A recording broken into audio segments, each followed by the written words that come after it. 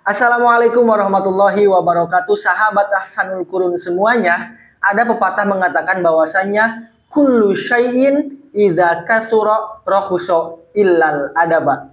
Segala sesuatu itu apabila banyak akan menjadi murah kecuali adab. Nah, oleh karena itu, sahabat Ahsanul Qurun semuanya, di sini sekarang saya akan mereview buku tentang adab, yaitu buku Adab Fondasi Ilmu.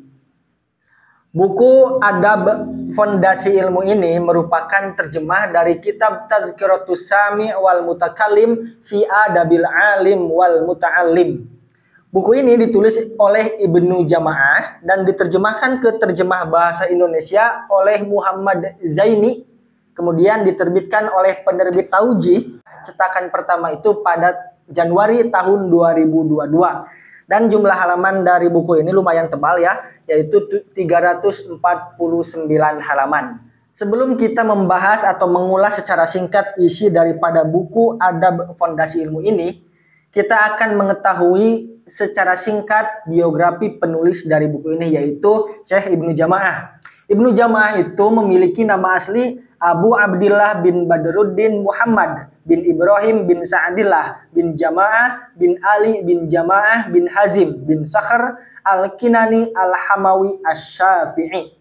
Beliau lahir pada Jumat petang 4 Rabiul Awal tahun 639 Hijriah. Dan Ibnu Jamaah ini besar di lingkungan keluarga yang sangat memperhatikan ilmu agama, religius. Ibnu Jamaah juga besar dari lingkungan keluarga para hakim. Bahkan ayahnya sendiri, Badruddin Ilmu Jamaah, adalah seorang qadhi dan ahli ilmu pada zamannya. Begitu juga dengan kakeknya. Ibnu Jamaah ini juga banyak belajar Al-Quran dari sang ayah, dan ia juga mengetahui banyak matan ilmu dari ayahnya sendiri. Beliau, Ibnu Jamaah rahimahullah, memiliki banyak guru, diantaranya yang pertama guru besar kota Hanma pada waktu itu, yaitu Syekh Syarafuddin Abdul Aziz Al-Ansori. Kemudian ada juga Ar-Radi Ibnul Burhan, ada juga Ar-Rashid Al-Atar, At-Taj Ibnul Qostolani, kemudian At-Taqi Abul Yusr, Al-Qadi Taqiyuddin bin Razin, dan beliau, Ibnu Jamaah, belajar ilmu nahwu kepada Al-Imam Ibnu Malik. Ibnu Jamaah juga memiliki banyak murid. Nah, akan tetapi murid yang paling menonjol yang dikenal adalah Izzuddin, putra Ibnu Jamaah sendiri. Kemudian ada As-Solah, As-Sofadi, ada Syamsuddin, Az-Zahabi, dan Tajuddin As-Subki. Sahabat Ahsanul Qurun semuanya, mari kita baca sekilas prestasi beliau atau amanah-amanah yang pernah beliau emban selama beliau hidup dunia.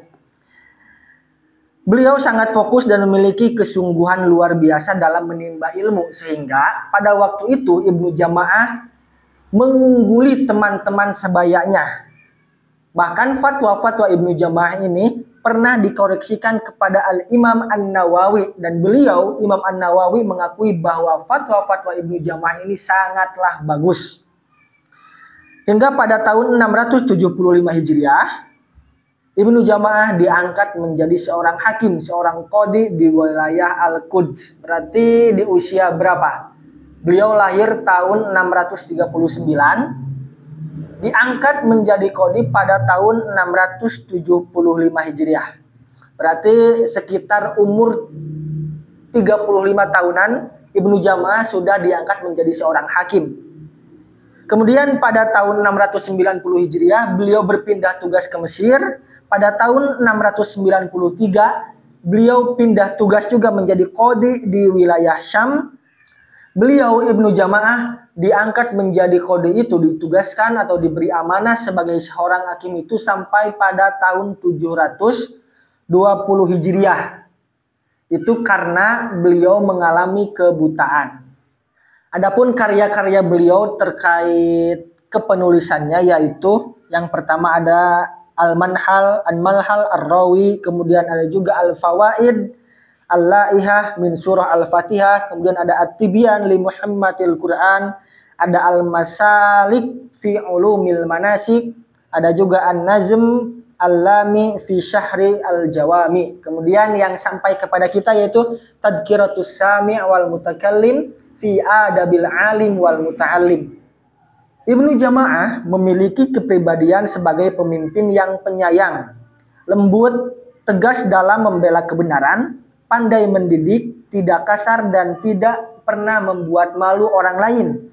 Beliau adalah sosok yang selalu berpenampilan menarik, rapi, berkulit putih bersih, berjenggot cekung, berpakaian bagus, bersuara lembut, berjiwa tenang, dan tentunya beliau sangat berwibawa. Kemudian setelah menjalani hidup yang penuh dengan manfaat, bahkan bukunya bisa sampai kepada kita, akhirnya Ibnu Jama'ah dipanggil oleh Allah Subhanahu wa Ta'ala pada malam Senin 21 Jumadil Awal tahun 733 Hijriah. Semoga Allah Subhanahu wa Ta'ala selalu merahmati Ibnu Jama'ah ini. Amin ya rabbal alamin.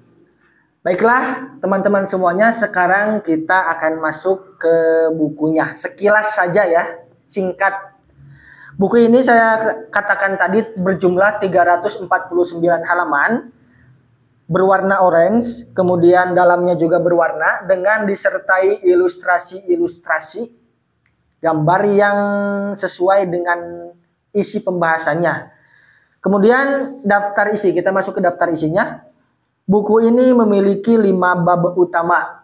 Yang pertama ada keutamaan ilmu, ulama, belajar dan mengajar, itu terdapat 9 poin turunannya. Kemudian bab kedua ada adab seorang alim atau adab seorang guru, itu terdapat 43 poin turunan dengan dibagi 3 pasal.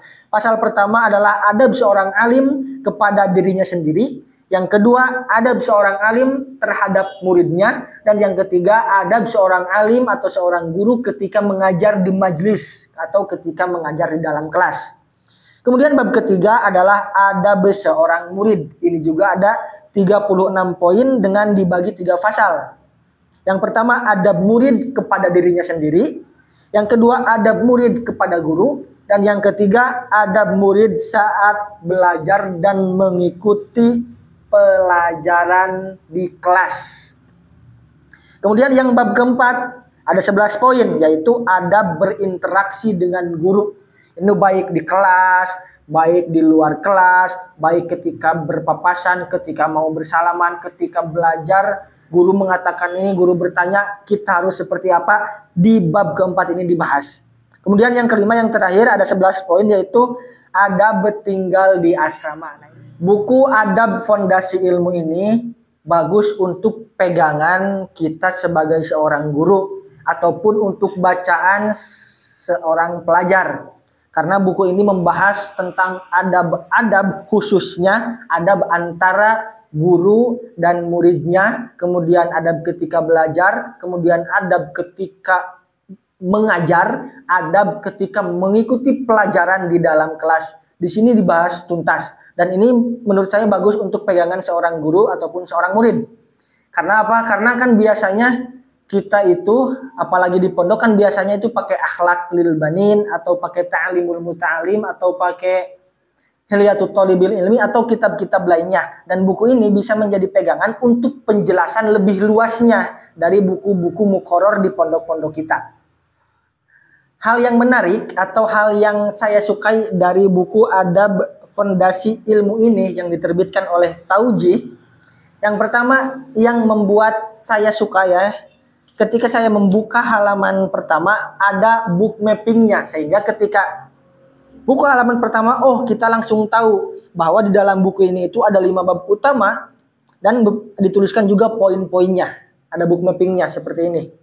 Itu yang pertama yang saya sukai, yang menurut saya ini adalah sebuah kelebihan dari buku ini.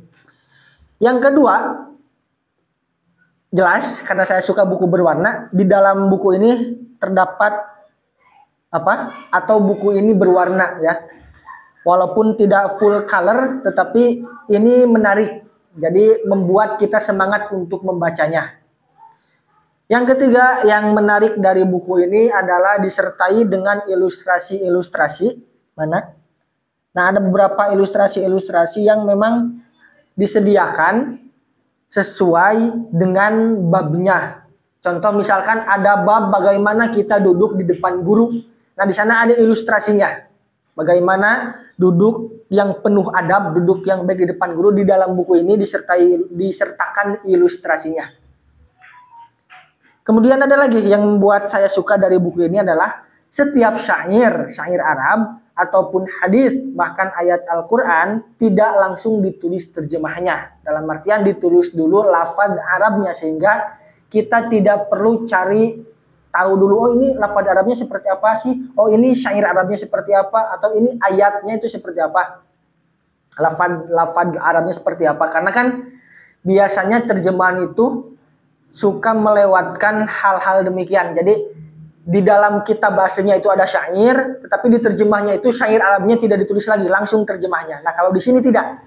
Di sini hadis, syair, ayat Al-Quran, bahkan judul-judul dari setiap babnya itu ditulis dalam bentuk Arab terlebih dahulu, dalam tulisan atau lafaz Arab terlebih dahulu. Sehingga kita tidak perlu susah payah, kita tidak perlu pusing mencari lafaz syair Arabnya atau lafaz Arab dari hadisnya, karena di sini sudah dituliskan. Demikian ulasan singkat tentang buku Adab Fondasi Ilmu ini. Jadi jika teman-teman menginginkan membaca buku ini, langsung saja pesan ke Taujih ya. Atau mungkin bisa saya bahas satu persatu. Dari bab ini saya bikin video short, bahas satu persatu. Tapi kayaknya lebih afdol kalau antum semua punya bukunya, antum semua baca sendiri. Karena itu akan lebih enak dan lebih barokah insya Allah. Sekian untuk ulasan singkat dari buku Adab Fondasi Ilmu ini. Jangan lupa kullu syai'in idza katsura rakhusa illal adab. Segala sesuatu itu apabila banyak akan menjadi murah kecuali adab.